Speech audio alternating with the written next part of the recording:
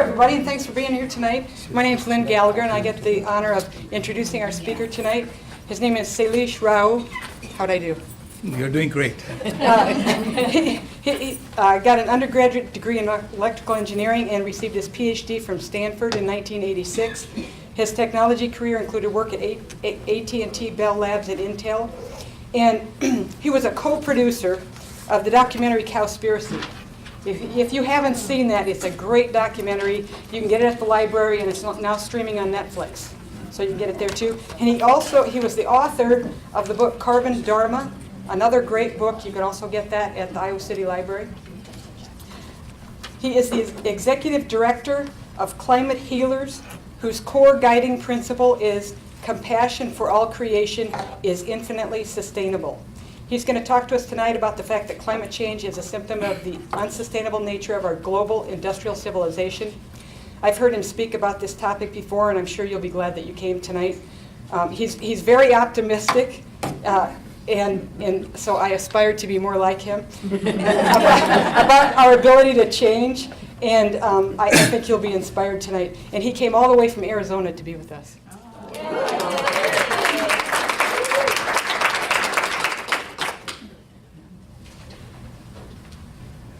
Thank you for that introduction.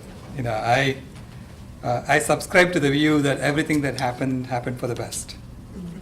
So everything is happening for the best.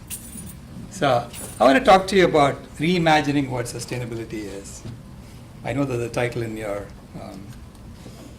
in the announcement said, if you're really serious about climate change, something like that. But I'm going to talk about what sustainability really is, and how it has not just engineering connotations, but also connotations in terms of social justice and equality, because all of that has to do with sustainability. And I want to start by giving you a story, telling you a story about, say, someone who has a mild fever, say 100-degree fever. He goes to the doctor because his fever has been persisting for a long time. But he also has a grapefruit-sized growth on the side of his head. And as he goes to the doctor, he overhears the nurse telling the doctor, "Don't mention the C word." So the doctor examines the patient and he says, "I'm sorry, your fever is caused by that growth. And it's going to get worse. And the best I can do is to limit your fever to 102. Now, should the patient at that point turn around and say, "Please try to limit the fever to 101? Or should the patient be asking the doctor, "What about that growth?" Now, suppose the patient asks the doctor, "What about that growth?" And the doctor says, "Oh, don't worry about the growth. The growth is going to get bigger and bigger, I assure you. It's going to double in size very soon. You look like you'll have 3 heads. But your fever will be less than 102. Now, that's exactly the kind of discussion that we are having in the environmental arena. Okay? That's exactly what we were talking about in Paris for COP21. We were arguing, should it be 102 or 101? And no one wanted to mention the C word. In this case, it is consumption. And of course, if you watch the movie Cowspiracy, there we don't want to talk about the C word, which is cows. See? But ultimately, suppose the patient then goes back and says, "Okay, I can't trust doctors. I'm going to go and check what is this growth and how can I deal with this myself." And he does his searches and he discovers that actually that growth is reversible. All he had to do was to change his lifestyle and the growth would have subsided. But the doctor was too afraid to tell him that. The doctor is afraid that when you talk about that C word and you say you have to change your lifestyle, people will go berserk. And that's exactly where we are here today, in the issue of sustainability as well. So, I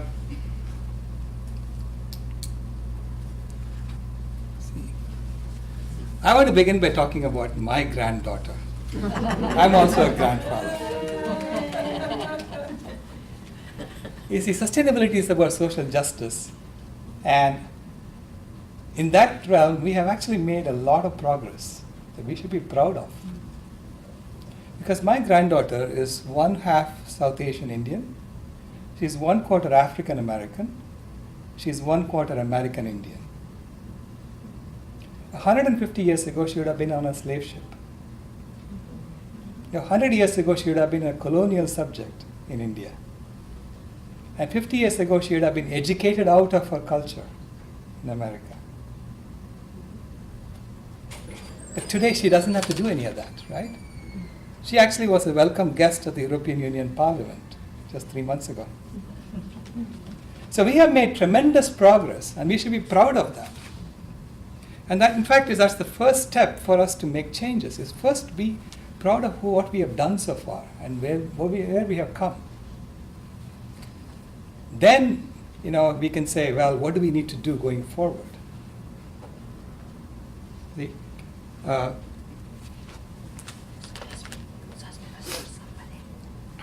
I was in this sanctuary in 2009. This picture, I took it in 2009, and this sanctuary used to be a coffee plantation 20 years ago. And a couple from New Jersey went to this coffee plantation in India, and they bought that coffee plantation. They tore down all the fences and let it go. Just let the animals come inside and do whatever they wanted. And the elephants came from nearby, and the elephants had been eating jackfruit from the jackfruit trees in the neighboring national forest. And they came and they pooped all the seeds here. Along with the seeds came the manure. And so new jackfruit trees were born. So new mango trees were born like that. So pretty soon this became a jungle. This is one of the biodiversity hotspots of the UN. And students from Duke University and Harvard come to this sanctuary to study the biodiversity of the Western Ghats instead of going to the national forests. And this happened in less than 20 years. All we had to do was to leave nature alone. That gives you tremendous hope, right? That things can be reversed. If only we can leave land back and give land back to nature, things can be reversed. So to me, this is a story of perfection. Perfection is still possible. So I use the analogy of the caterpillar and the butterfly. So we have been going through a caterpillar phase, and we have grown too big for our skin, which is the earth. We are actually 60% larger than what the earth can support on a sustainable basis. And now we are pondering what to do, which is what a caterpillar always does. And then the cells inside the caterpillar begin to change. You get new cells called imaginal cells. And there are imaginal cells that are born now, within us. There are millions of NGOs that are formed around the world, addressing different social justice issues and environmental issues. And at first, the caterpillar's immune system fights these imaginal cells. It says, these are foreign cells, they don't belong in my body. They fight it. But over time, there are more and more imaginal cells born, and they overwhelm the caterpillar's immune system, which is exactly what's happening now. We are pretty strong. See? This is why Bernie Sanders is doing as well as he's doing. Okay? The establishment cannot fight us. And that's what they're frightened of, because we have tremendous power collectively. And so, as the imaginal cells clump together and start doing things cohesively, then they become different parts of the butterfly.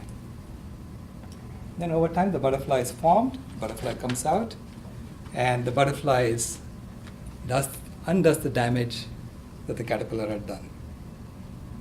Because the butterfly is a very discriminating consumer. She only sips nectar from flowers, and as she sips nectar from flowers, she pollinates the flowers. She regenerates life. Just like what the people in the sanctuary did 20 years ago. And it is happening, okay? So it's not something that it's just a story. I want to also point out to you that here is a grandmother from across the world. She's from India, and what she does affects us, and what we do affect her. See, in the UN in 1992, when the Rio Convention was signed, they formed 3 different bodies. There was the UN Convention on Biological Diversity, there was the UN Convention to Combat Desertification, and the third was the UN Framework Convention on Climate Change. We only hear about the Framework Convention on Climate Change. We don't hear about the first 2. The reason is that biological diversity loss and desertification does not affect rich people. Okay? And so we only focus on climate change. And in fact, in the UN, the first 2 conventions are now only meeting once every 2 years, even though they are just as important, if not more important. And in fact, we have failed like crazy on both of those conventions. We were supposed to halt biodiversity loss by 2010, and we didn't do it. Desertification, my God, last year we lost 30 million acres of land to deserts. I bring this up because this lady experiences all 3 on a daily basis. She experiences climate change on a daily basis. Where she is, the tiger is dead, the leopard is almost gone, the forests are dying, and the forests are being turned to deserts. Because the only way she can get money is by raising livestock. She raises cows, she milks the cows, and she sells the milk, and that's how she makes some money. Because that's what the rich people want from her. And as she sells milk, the biomass of the forest is disappearing. Okay? Then she raises goats, and she sells the goats, because a goat fetches 100 rupees per kg. So if a 50 kg goat will get them 5,000 rupees. And you can raise a 50 kg goat in 1 year. But that biomass is also disappearing from the forest. And goats are very adaptive animals. Okay? They eat anything. They eat the barks of trees, they eat the roots. So by the time they finish, that area is a desert. So we watch the desertification happen in this area. This is at the edge of the Thar Desert, and Uday and I have been working here for about 7 years now. And so her story is mixed with ours, because depending on our consumption patterns, we demand from her, and the only way she can get money is when she supplies us with things that we want. And conversely, what she does affects us too, because she's turning forests into deserts. Now, this is a carbon cycle block diagram I took from the IPCC. And I want to just show you the complexity there. Even though we only talk about fossil fuels, we only talk about deforestation. But in reality, this is a complex block diagram. It shows you what is really going on. Everything in red here is caused by human beings. And this is all with respect to 1800. So with respect to 1800, we have added another 240 gigatons of carbon into the atmosphere. That's what is shown on top. Is there a pointer that I can use? Okay. So 7.8 gigatons and 1.1 gigatons, that corresponds to fossil fuel contribution and land use contribution. That's deforestation. So we are led to believe that the only problem that we have to deal with is getting rid of fossil fuel use. Okay? But in reality, there is so much here that we can actually tweak. Because if you look at the other 4 numbers that are in red, there is 14.1 gigatons incoming, and that's the extra sequestration of carbon that we are doing by adding fertilizers in our agriculture and by actually messing with the water cycle. because we take water from underground and we irrigate our land. So we make things grow much faster than they would otherwise. Okay? And 11.6 gigatons, that's the extra fires and breathing from livestock. And correspondingly, there is an increase in the uptake of carbon in the ocean and also an emissions of carbon from the ocean. But what I want to also highlight there is the fact that the atmosphere has about 730 gigatons of carbon, and soil has 2,400 gigatons of carbon. The soil and forests contain 3 times as much carbon as the atmosphere. So if we can tweak how much carbon is stored in the soil, we can actually reverse climate change. Okay? Because it's so powerful.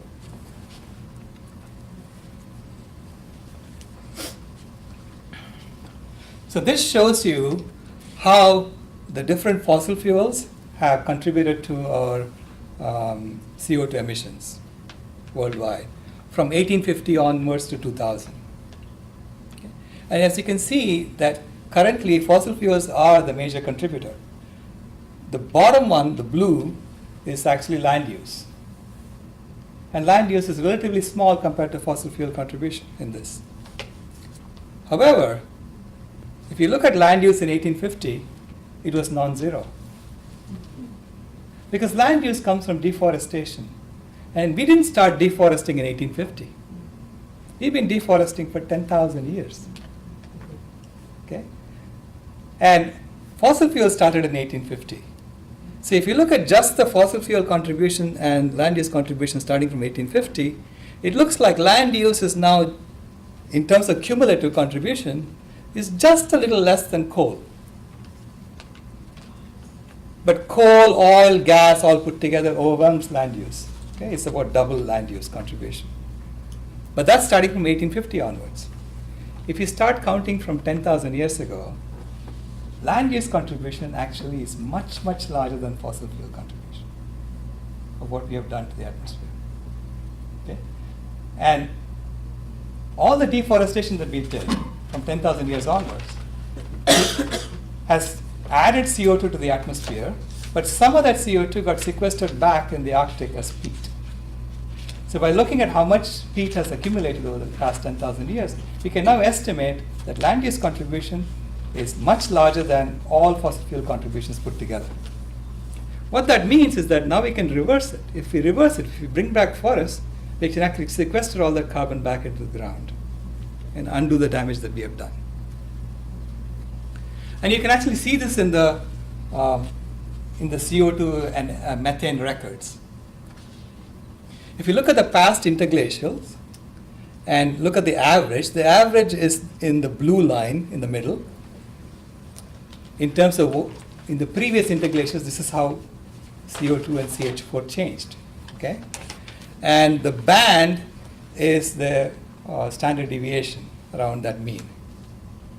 And you can see that starting from 10,000 years before the present, the CO2 levels and the CH4 levels were going down. And that's shown in red. So it was matching the average of what should have happened until about 7,000 years ago, when the CO2 started going up and the methane started going up. And the reason is that we started growing rice, we started deforesting and growing livestock. Okay? So we started contributing to the CO2 emissions or CO2 in the accumulation in the atmosphere from 7,000 years ago, not just from 150 years ago. We've been contributing to that. And in fact, what our ancestors have done for us is shown in the red there, okay? So the average is shown in the dark red, and then there is a yellow band, and above that is the actual trend of temperatures. So in essence, our ancestors prevented us from going into an ice age. We would have gone into an ice age about 5,000 years ago. Instead, we went straight up, so which means our temperature stayed constant. you'll constantly hear people saying, we have had this remarkable constant temperature over the Holocene period. Well, it isn't remarkable. We did it. Our ancestors did it by deforesting and by growing livestock and by growing rice. They didn't do it because they wanted to do it. It just happened. Okay? And it happened for the best, if you ask me. And now, over the past 150 years, we have increased it by another 1.5 degrees Fahrenheit. But in the process, in the last 150 years, we've actually developed a lot of technology. So this was a spurt in which we created a whole bunch of technology that we need today in order to bring that CO2 level back down, and the temperature back down. And for us to now organize ourselves as a community, a global community, without needing big leaders telling us what to do. Okay?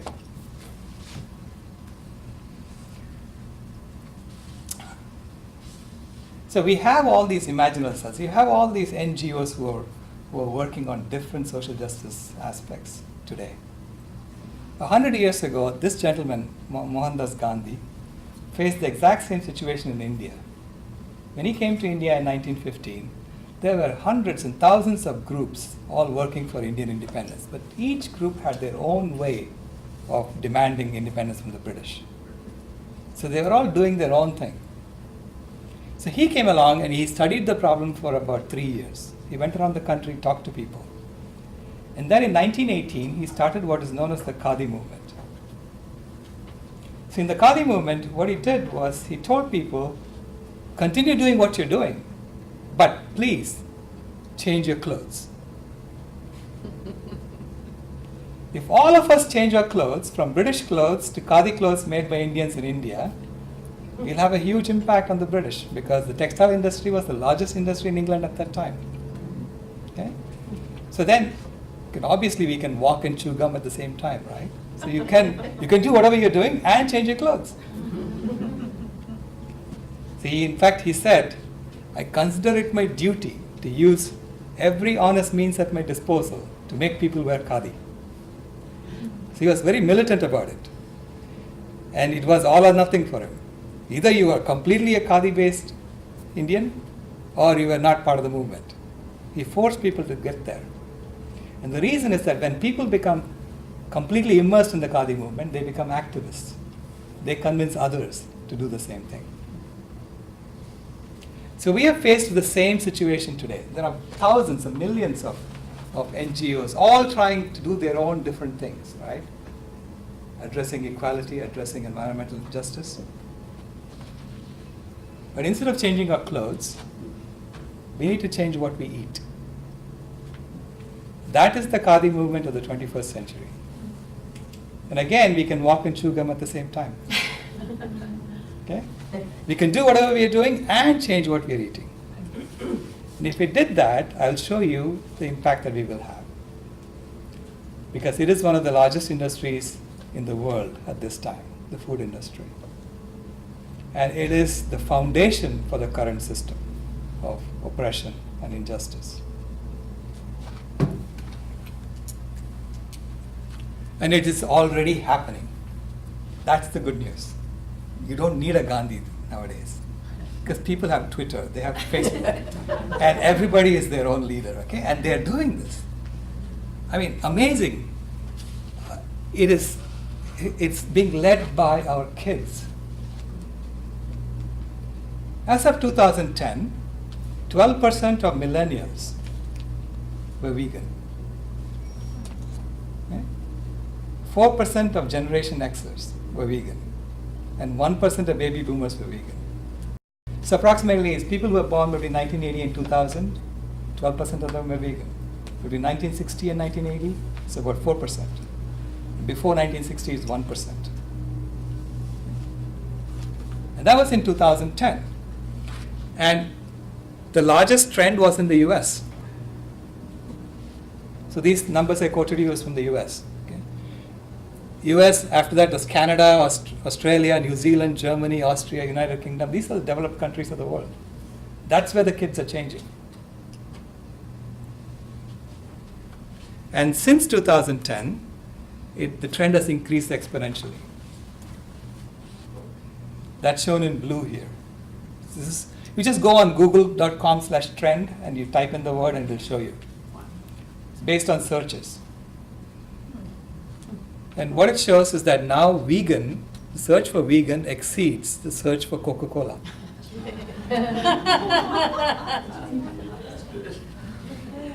That's great news.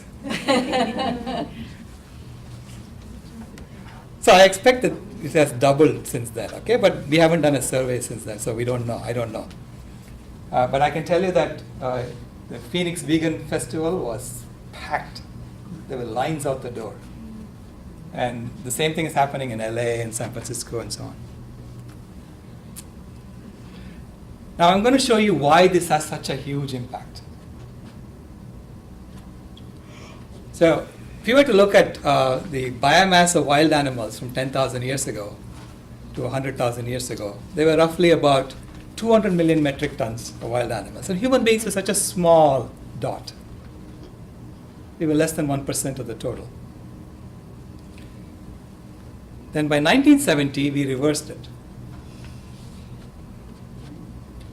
We decreased the amount of wild animals by about 50%. And then human beings were just as big as all the wild animals put together from 10,000 years ago. And on top of that, we are carrying livestock that's double our weight. Okay? And then in the next 40 years, this is what we did to it. We reduced wild animals by another factor of 2. So now they are down by 80% compared to what they were. And in fact, they are the ones who are shouldering the whole burden. They are the source of biodiversity. So they are the ones who are keeping this planet going. We have doubled our population since 1970. So we are now, in terms of weight, we are about 400 million metric tons. And livestock also doubled since 1970. So I use the analogy of a weightlifter. Now, a weightlifter who is carrying like 3 times his weight over his head and showing off suddenly discovers that he's in quicksand and he's sinking. What should he do first? He should drop the weight that he's carrying. So for us, it makes the most sense to drop the livestock weight that we are carrying. And then we can figure out how to reduce our population over time.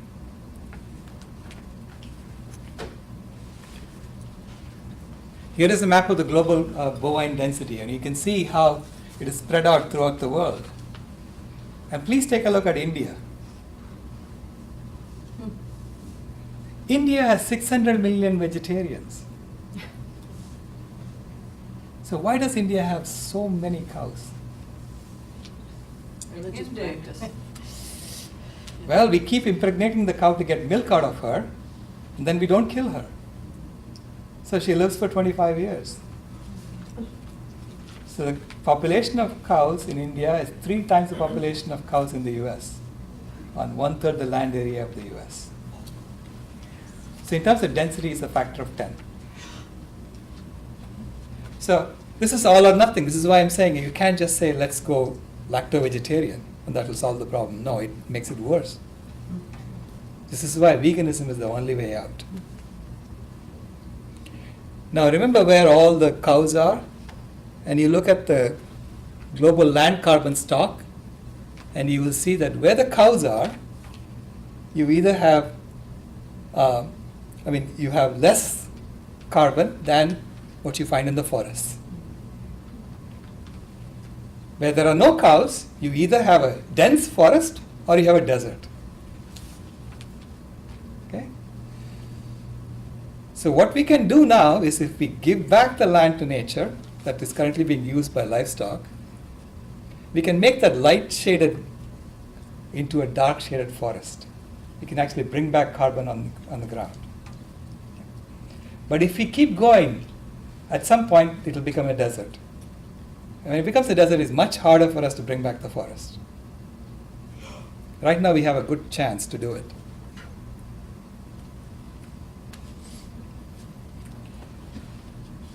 And you can see it in the land use block diagram from the IPCC. Land use block diagram, on the left is how land is distributed. And you see unused land on top, and then unused forest, grazing land, forestry, then urban land, and cropland fallows. So, and the height of the square represents how much land it is. So it's proportional. So grazing land is about 35% of the land area of the planet. And in the production box, I have shown you livestock production, food production, bioenergy production, and other industries. Again, the height of the square of the box is proportional to how much biomass is being used for that purpose. And what you notice is that livestock, we use more biomass than all the others put together. Whether it's for our food production and bioenergy production and lumber, everything put together, we are using more biomass for livestock. So we use 7.27 gigatons of dry matter biomass to feed our livestock. And what we get out of it is 0.26 gigatons of meat, dairy, and eggs. So there is a 26-to-1 reduction.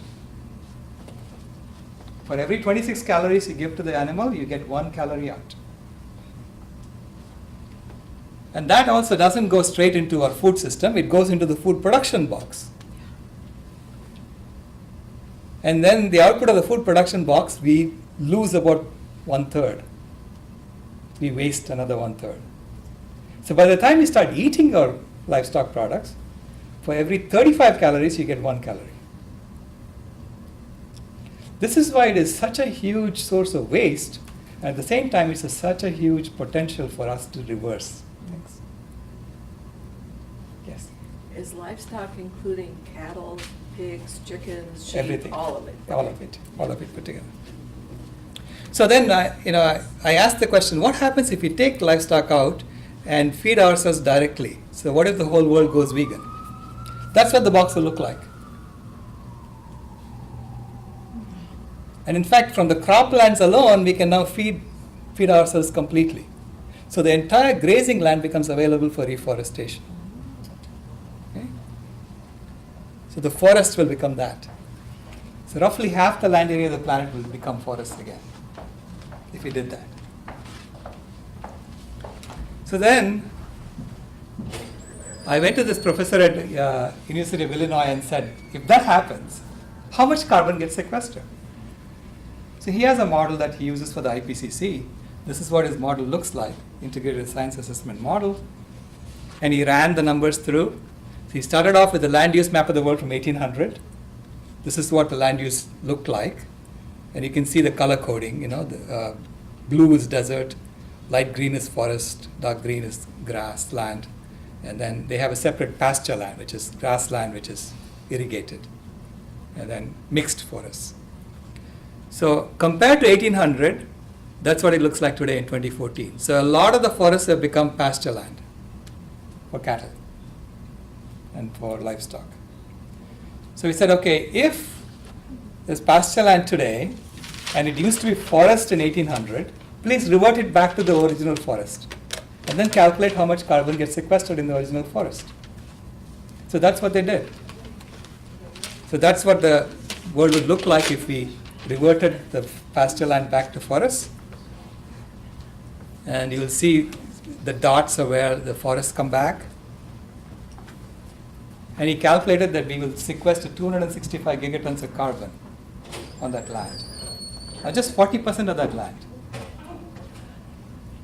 In comparison, 240 gigatons of carbon were added to the Earth's atmosphere since 1750. So we actually completely reverse the CO2 that we have added into the atmosphere. Okay?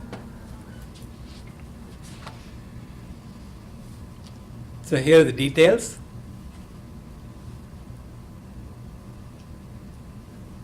And he asked, how fast will this happen? I'm showing you an example here where we started in 2002. We fenced off 250 acres of common land in the same village that the grandmother I showed you first. She lives in this village. So her community did this. They put the stone fence to prevent livestock from going inside. And in just 4 years, it became that. They didn't plant anything, they just Nothing. left it alone. Nothing. Left it alone. Because normally what happens is, anything new that's growing on the ground, the cows and the goats would come and eat. So nothing new is allowed to grow. At the same time, they were cutting down the trees and burning them as firewood. So the forest was being attacked from below and above.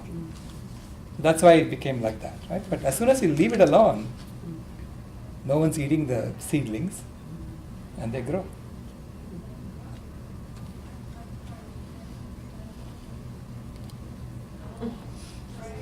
So I want this fairy tale to come true for my granddaughter. Because I held her in my arms when she was born, and I said, if this girl inherits a trash planet, it will be over my cold, dead body. But I also realized that, she's a symbol of the perfection that we can be.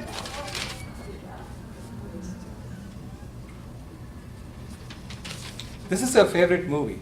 And there are 3 things that Cinderella says in this movie that struck me. Okay? First thing she says is, just because it is what is done, doesn't mean it's what should be done.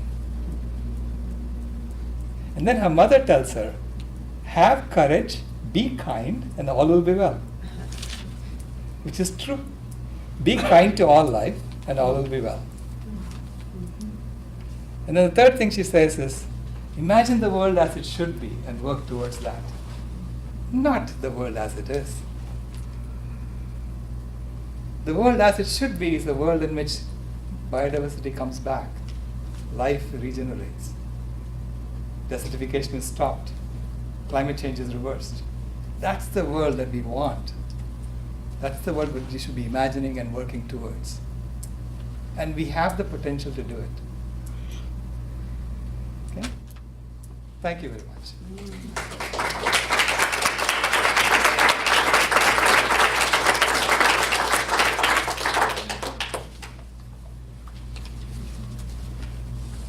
Any feedback? Any comments?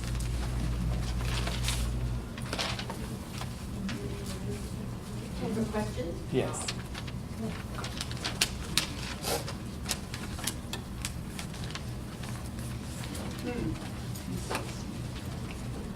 One of the things that bothers me, I understand this, but I also contributed to the Heifer Project. So as trying to get groups of people to be able to take care of themselves and to sell their product and do whatever, Right. and what we're talking about here, we're not doing them any favors. Heifer project also has, you can also allocate your money for growing trees and projects like that. And bees. And bees. So you can say, I don't want an animal to be bought with this money. I mean, look, ultimately, livestock is a source of revenue for them, okay? Because we have a system in which they start off at the very bottom and they get no money. Okay? We have borrowed from our children and we have spent it all. Okay? So we trickle the money to them through our demand. So we have a system that's messed up. So we really need to reverse this. We need to change the system fundamentally. One thing that I've been exposed to quite a bit when I go back to my hometown of Sioux Falls, South Dakota, is that I started going diagonally instead of the interstates. And when you go diagonally to Sioux Falls, you go to northwest Iowa. And I've discovered concentration camps for animals, lots of them. And it's hard, but I kind of force myself to go by them because I feel like I need to witness to it. Right. But I can't call it anything else. It's so abnormal. Barbed wire, lots of signs, high security signs. It's very abnormal, very, very sad. Right. See, I usually ask people, Can you imagine being unkind to an animal unnecessarily? And I haven't met a single person who says, yes, I can be unkind to an animal unnecessarily. Okay? So fundamentally, we are all compassionate beings. All of us. That's who we are. And the only way we can tolerate this is when it is separated from us. So it's happening somewhere else, so we don't have to think about it. And so when you go and witness like that, you're basically removing that separation. I feel like we need to make the unconscious conscious. We need to talk about what isn't talked about. Right. Right. That's what we are trying to do with Cowspiracy also. Getting people to ask the question and getting people to answer them. So there is, by the way, there is going to be a follow-up movie to that called What the Health. And it's exactly the same movie, except instead of talking to environmental organizations, the kids went and talked to healthcare organizations. And they're also doing exactly the same thing, hiding it. Yes? On the same line of what he's talking about with the factory farms, you know, we had the bird flu here last year, and it could come again. And talk about the concentration camps, you know, millions of chickens were killed. And, you know, talk about suffering. I mean, and this is what I try and do is make people aware of it, because the industry doesn't want anybody to look. Right. And we have to raise our consciousness about it. Right. But the nice thing is about that, Lynn, is that those chickens are being used for producing energy, like gasifying. Well, yeah, so they're putting it to good use. They're chickens. And it's also taxpayer money that they use for cleaning everything up. And I mean, the whole system should be taken down. We shouldn't be putting taxpayer money in to prop it up. They're private businesses. Right, right. So that's why they are frightened of us, you see, because we have so much power collectively. Because if we change our consumer patterns, what we consume, they have no choice but to meet our demands. They can't force things on us. We're not going to take that, right? So that's why they want to keep things in the dark for us, that we don't change our consumption patterns. One of the things that I thought about when it comes to eating meat, and I can't claim that I'm a vegan, but one of the things that made me think was some movie, and I don't remember what it was, but they were talking about the way that these animals are killed and everything, and so when you're actually eating, you're eating fear. Yeah. And that really got to me. Was it Temple Grandin? No, it wasn't, but it was something like that. It was another one. Right. I have a family member who likes this paleo diet, and I want to know how to fight that. Well, if he wants to, I mean, Uday has a way of dealing with that. He'll say, if you want a paleo diet, then give me your cell phone. Because paleos never had cell phones. And they live to be 30, right? There is no going back, it's going forward. Now, what do we do going forward, given where we are now? Yes? It's probably a dumb question, but if it's all of us that we eat vegan, what is the purpose of cows, hogs, sheep? Like, they've been around forever, right? Right. So what's the purpose of those animals? They used to be in their own ecosystems. And we Like took wild them out of animals? there, and then we sort of spread them throughout the world with us. Right? So they probably need to go back to their old ecosystems and play their role that they used to play Kind there. of like wild animals. Right. They become feral, like pigeons have become feral now. We used to actually raise pigeons too for food, human beings. And then they figured out that chickens were easier to grow than pigeons, so the pigeons became feral. And they were not really native anywhere, I mean, they were only native in their own, I think, Middle East somewhere. And we brought them from there and we spread them throughout the world. So we should be drinking the milk also, is that what you're saying? Yeah, well, that's, again, it is. As soon as we That's start. Any animal products. Right, yeah. That's the Gandhi way.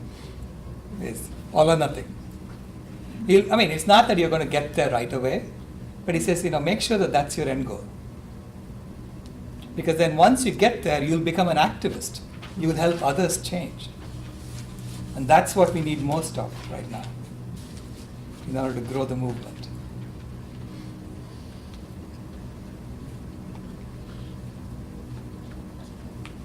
Yes, sir. So do you have a platform, a laid out, like 10 steps for how we can all collaborate with farmers today to help them transition? I don't have a 10-step program, but I would love to get input from you on that. I'm leading a march for Safe Food, Uh-huh. May 21st, coinciding with the march against Monsanto. And I said something to someone today, and they said, but why are you against the farmers?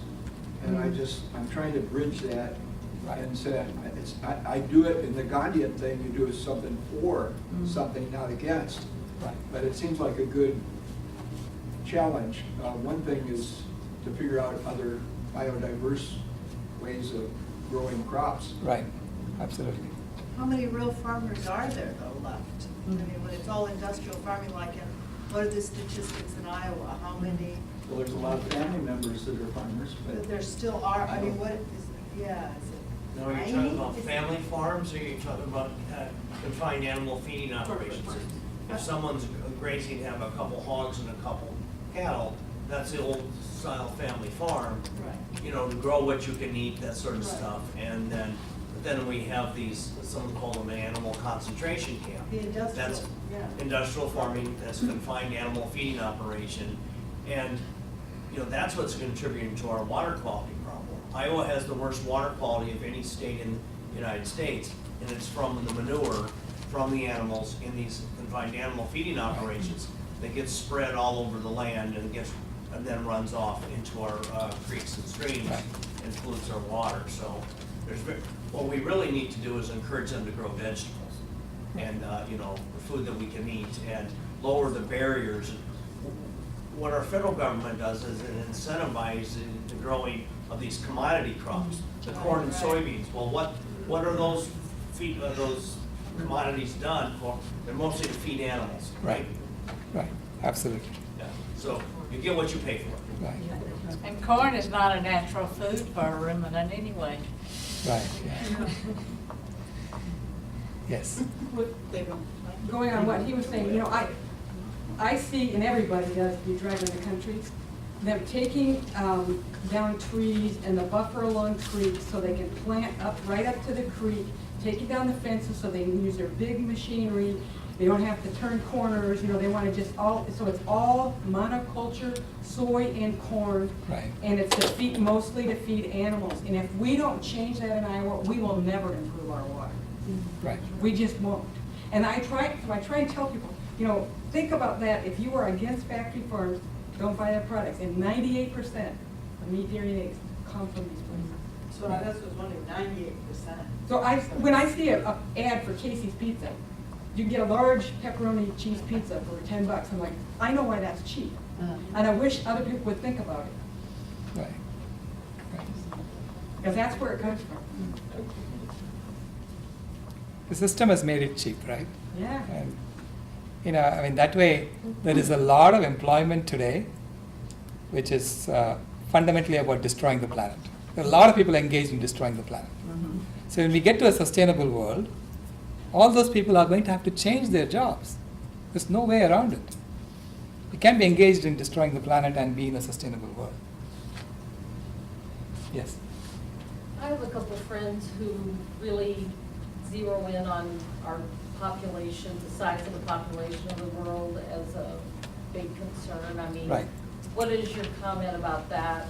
If everyone went vegan, for example, I mean, do you Right. still feel human population is at a sustainable level right No, now? it isn't. I mean, as I showed, human population is now almost double in terms of weight of all the wild animal weight put together from 10,000 years ago. Okay, but how do we transition? This is my question. How do we transition to a sustainable population? Do we transition holding on to our livestock? If we did that, then we'll have to kill a lot of people right now. Okay? Well, that's what's going to happen. That's, in fact, seriously, they're talking about that in Paris. I mean, there are environmentalists that have told me directly to my face that the world will not go vegan until the population is down to 1 billion. I said, what does that mean? Means you're not going to change until the population is down to 1 billion? Is that what you're telling me? Why? Right? So, I mean, they are now saying, okay, who's going to live, who's going to die? That's the kind of discussion that's going on in the UN, in the climate change conferences. It's maybe, all the elites will live, let's get rid of the poor people. This is what we are talking about. And I'm saying instead, we have this extra weight we are carrying around. If we get rid of that and we build a system that's sustainable and that's equitable for everybody, population automatically comes down. Population of Western Europe has been coming down. Now they have incentives in France for women to have more kids because the population is coming down. Well, China, Korea, Japan as well. It's not Right. just Western Europe. Right. Below replacement. Yeah. And India is 2.2. Right. People don't realize that India's population is fairly steady now. It's tapering off.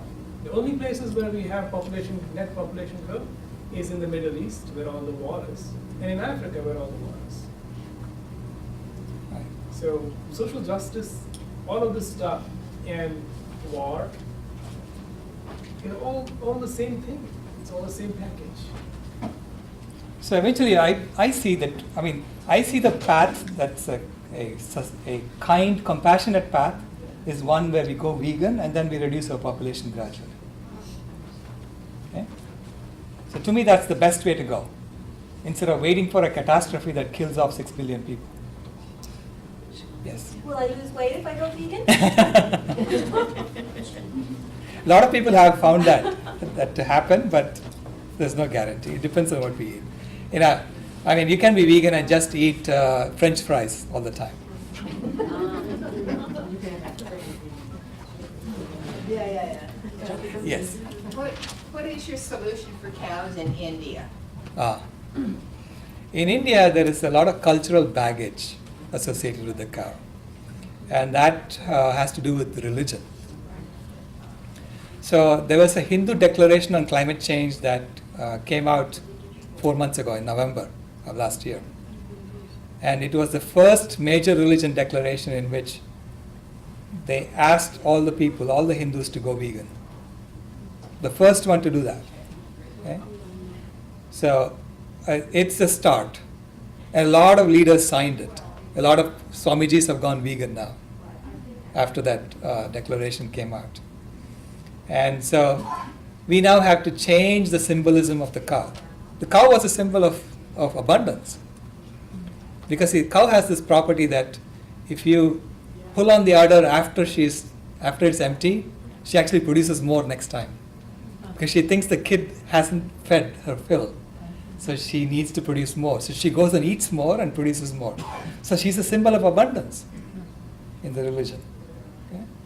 And so we use that, and then we use the symbol of the milk. Milk is the fluid mind, and then the butter becomes the solid mind. And then the ghee is the clarified solid mind. And that's the ghee, then we then put in a lamp and we light it, so that's enlightenment. Because once you have a solid mind that has faith in God, and then you clarify that, you become enlightened. That's the symbolism of this whole thing. And we can actually use the coconut for the same symbolism.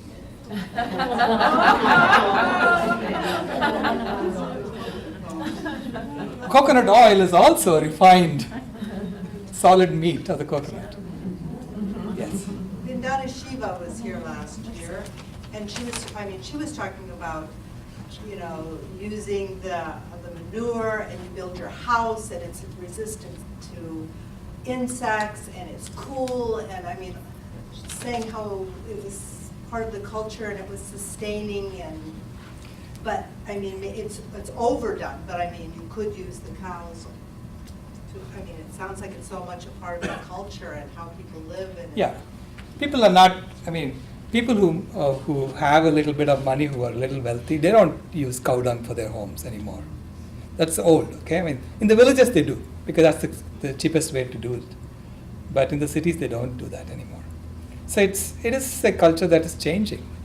Anyway. Sod houses are sort of popular in Europe in some places, building sod houses. Sod houses, yeah. But you know, that's a good point, but we are talking about moving forward, right? I mean, we don't want to move back to houses. Nobody wants to live in a house with manure on their walls. I mean, But Right. why not? Well, She well- was saying how wonderful it is. When she goes there, that's part of her culture. It's something that she grew up with, and she just made it sound like, oh, that's what I want to build. I want to live in one of those houses. You but can know? you imagine, like, you know, a Star Trek episode where Captain Kirk goes back to that manure wall house in But some of 500 us years? are old hippies, and I mean, a lot of people like Sure. thinking of the old. You know, we're not all stuck in the future. I don't know. But it's the whole argument of the paleo stuff. I mean, Yeah. I ask people who talk to me about paleo stuff, they're going back to paleo, give me your cell phone, I'll smash it for you. Because, you know, it's like, you have to go forward with technology. And veganism is not going back to the old ways, it's actually moving forward. In fact, there were no vegans. Gandhi tried to be vegan, by the way.